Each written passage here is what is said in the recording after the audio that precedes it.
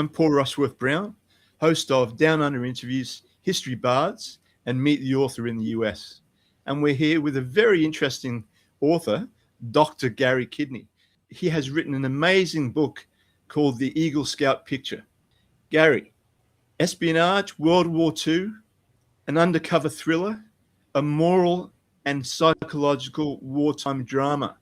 Now, the title, the first thing I noticed with regard to the title was that the Eagle, Scout, and Nazi Germany don't seem to fit in the same sentence.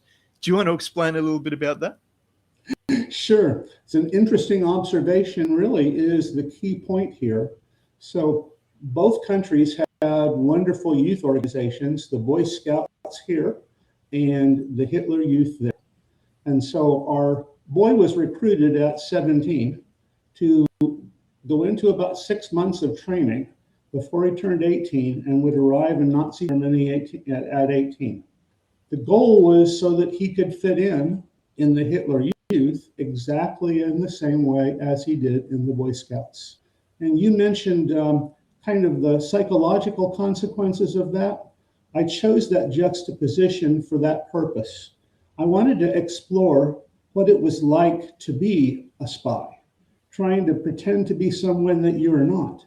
How much of me remains in I in that process of trying to live two lives. And so this book is really about the war and about espionage, but it's about what happens on the inside of a spy.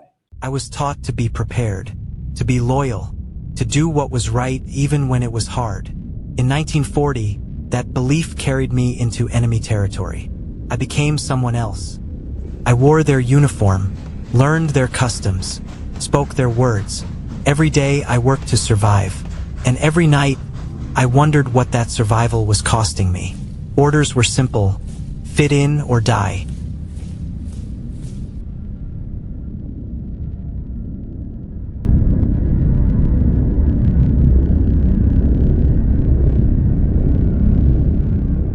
Almost all espionage books, the spy is the conquering hero, never has any problems, never has any dilemmas, and this one is different. But this war is really going on inside of one person, isn't it? Well, it echoes what's going on outside that. He has to live within a society and a culture. Actually, you could say at 17, 18 years old, he has to grow up in a culture that's completely foreign to what he is normally used to without getting caught. And that's going to be a challenge. Yeah.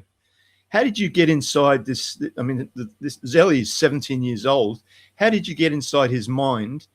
Obviously, being an adult, and basically develop some of the feelings that he was going through, or some of the psychological issues that he was going through, because he despised who he came, didn't he? So I actually let him and other characters in the book inhabit my mind, so that I could let them do what they wanted to do, speak the way they wanted to speak, think the way they wanted to speak, and react in that fashion. And so Zelly was actually an easy character to write. I was a Boy Scout myself, a little bit later in time than he did, but I grew up with older brothers and uncles who are telling me World War II stories and how the things that they learned in Scouts proved valuable in combat. Yeah. And so I channeled that. The most difficult character to write, though, was the antagonist, the Gestapo officer who is chasing Zelly down. And for that, I really had to become a Nazi myself. And that paralleled what Zelly was going through as he changed from Fred Brown to Zelly Zellner. Mm. So what, talking about, I was a scout as well, many years ago.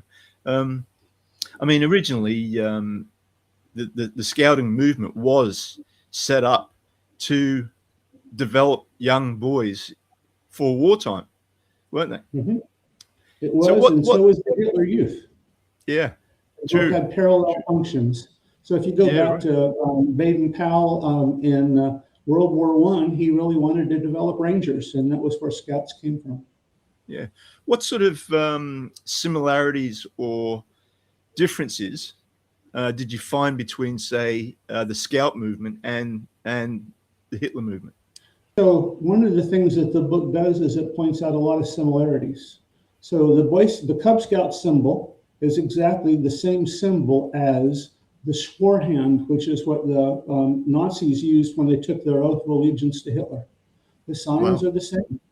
And I don't know whether from Australia that you know this or not, but the original salute to the American flag was the raised arm, palm extended, which Hitler borrowed, and then America decided was so distasteful it changed and put hand over the heart in the old Roman tradition.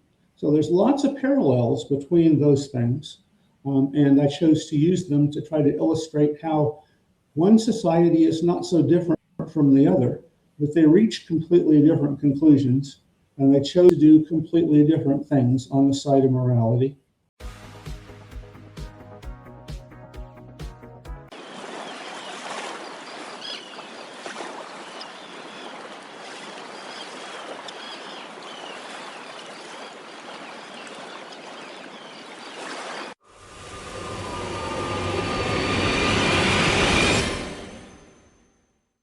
He crossed the Atlantic chasing opportunity, not suspicion.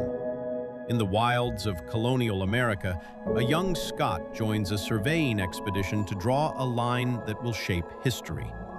But when a man is found dead, the land turns hostile, trust fractures, and Angus Mackay finds himself standing on the wrong side of the truth. In a world where borders are dangerous and innocence is easily lost, how do you prove yourself when death is already on the line?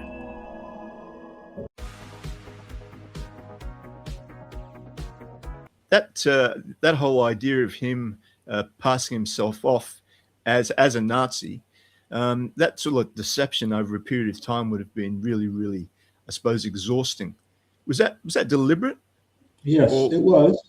So I don't know whether I should give a spoiler away or not. We could say that this book channels a descent into multiple personality disorders. Right. Okay. Were the moments when telling the truth made the story harder to write? So there are many truths. Everybody has a different truth, and it's kind of perspective. So one of the questions that Zelly wrestles with about 50 pages into the book is there any truth, or is everything just perspective? And that was an interesting challenge to try to deal with this. He has almost a nervous breakdown sitting in the tear garden when he suddenly discovers that everything that he's been taught about his mission wasn't necessarily true. Okay.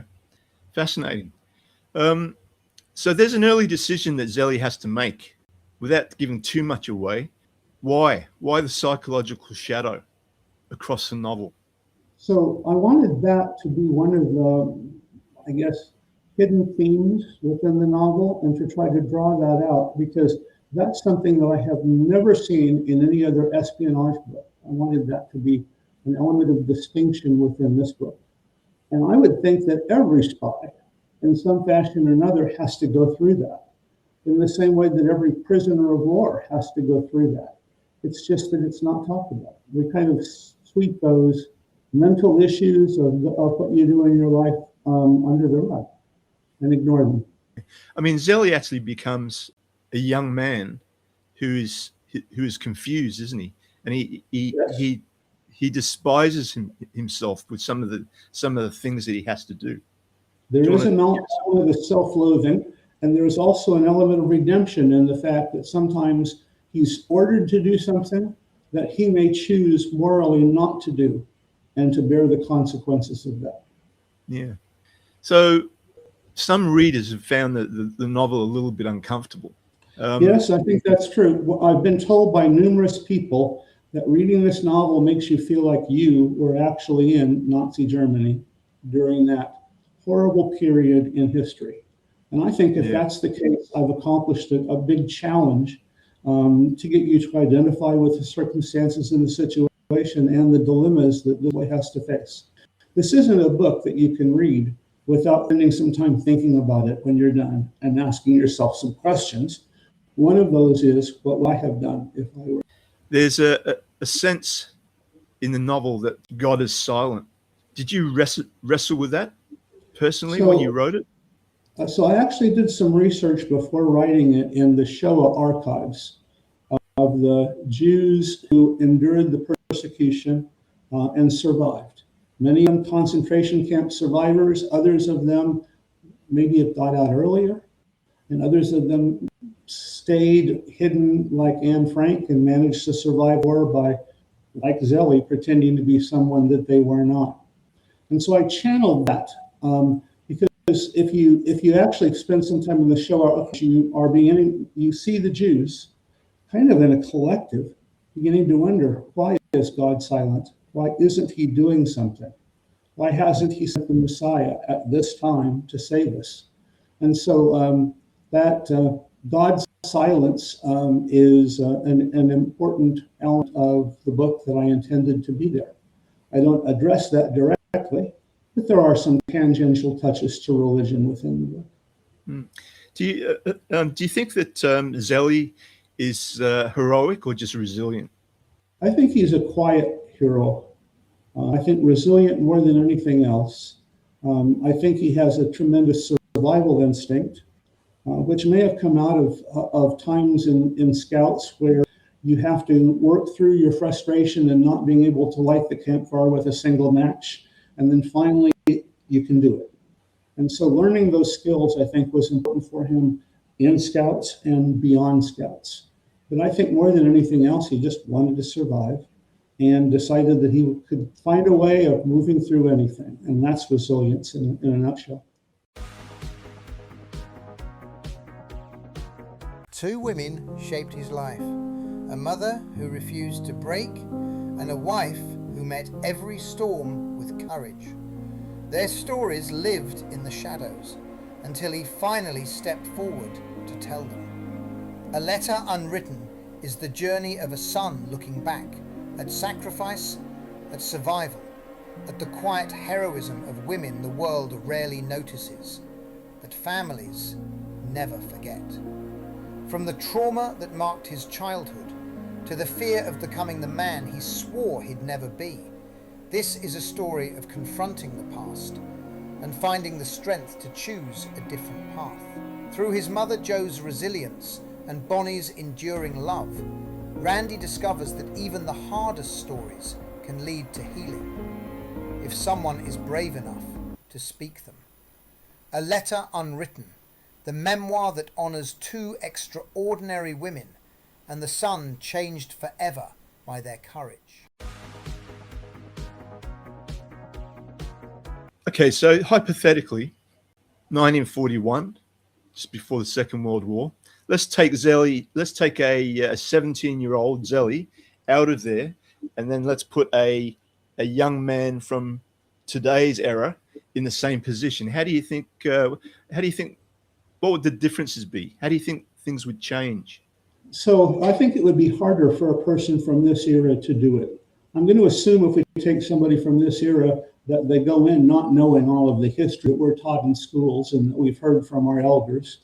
And they're going in with somewhat the blank slate that Zelly did. I don't know that by nature we are as hard, maybe softer. I don't think we're as well trained as he would have been coming directly out of Scouts. And I think the times are different enough that would make a difference in the way in which we reacted. But I think the moral compass is probably just as strong with Zelly as it would be from anyone from the Western world, at least. And although the morals are different sometimes in the Eastern world, they still are there and just as strong. So it would be an interesting thing to do. And in essence, when I channeled Zelly, I was doing that. I was pretending that role. We've come to my favorite part of the show. All right. And what's going to happen is I'm going to ask you 10 quick fire questions. Okay. All right. You ready? First Yes. question, truth or readability? Truth. Was Zelly ever safe? Yes or no? No. Nazis or American handlers? Who worried you more? American handlers. The Nazis would come in a close second. So it's a tough, flip of the coin choice here. What were those three agents called? Butcher, baker, candlestick maker. Yes. They were the three American agents. That's what he called the three men who recruited him. Mm-hmm. Yeah. And he had to go, really, because if not, he would have been forced to go, wouldn't he? So there is a pre-story to the book, about 100 pages that I cut off because I didn't want to delve into the backstory and weight the story down. But at 17, he's going to turn 18 in 6 months. And in the process of telling him this, they tell him, well, you're going to go when you're 18 and be drafted, or you can go now and we'll train you. But if you go at 18, you're going to go right there with no training. Deception, skill or scar? Both, but I think we hear about the skill and we don't hear about scar. I think that's often hidden. Did this book change your view of patriotism? Yes, it's made me look at patriotism a little bit differently than I would have. Patriotism has changed in its meaning for me. I think patriotism is a touch more, not a showy thing, but an internal thing.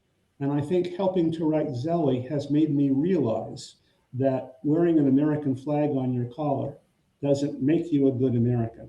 Good Americans come from deeds that you do and from attitudes that you hold and teach on to others. Yeah, right. Would you want to meet the real Zelly in the story? Yes, and I did. The story is really based upon a man that I met was it probably in 2010? About 2007. Okay, so he died in 2010. And he told me the story one day on a beach in Galveston. It was such an amazing story. I said to him, you should write a book. And he says, well, I signed with the government that I never would, but I'm telling you this story so that you can write it. Right, okay. Wow. That's pretty powerful.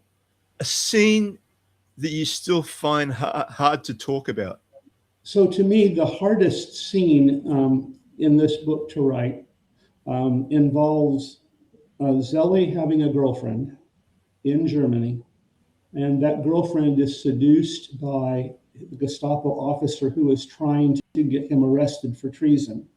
And he happens to be present at the time that they're having sex and overhears it. So that is the most challenging thing to me. So when I read the book again myself, I kind of skip over that part. Rather have somebody who stood firm and had integrity than have a survivor. So I think integrity is probably more important. Okay. Who would find this, what type of person would find this novel difficult to read? So one of my reviews says that there's too much bad language in the book. Well, there is, and it's the way in which somebody from that time frame and at that age would talk. So I stayed true to the milieu in which the book was written. So I'll give an example of that. The sex scene that I was just described is far less than consensual. And so I would not sell this book to a youth without parental guidance to actually talk about what consensual sex and non-consensual sex are and how they differ and how one should prefer one over the other. Yeah. I mean, when I first saw the cover and I looked at, Eagle Scout, I thought, is this this was before we did the research. I said, is this a YA novel, right? But obviously it's far away from that. It's nowhere near that, is it? Yes. So one of my famous authors of young YA novels, Rick Riordan, wrote me and said he picked up the book and bought it as a young adult novel, and he read it and he said, my entire picture of young adult novels has changed by reading this book. I think this should be more what the young adults are reading because it challenges them to think about lots of things that are going on in their lives that they need to do. So I don't know how we could send a boy off at 18 to war without giving him the knowledge and the stuff that's in this book. Okay. One word for the cost of pretending to be someone else. You change. You lose some of yourself in the pretending. And I think you can never get it back. Right. Lies kind of lame. Yeah. So Gary, look, sounds like a fascinating book. I know that it's it's won the Reader's Choice Award and awards on Bookfest and all that type of thing. The Eagle Scout picture. I wish you the very best of luck. Not that you need it, but Thank you. thanks so much for coming on the show. I've enjoyed talking with you.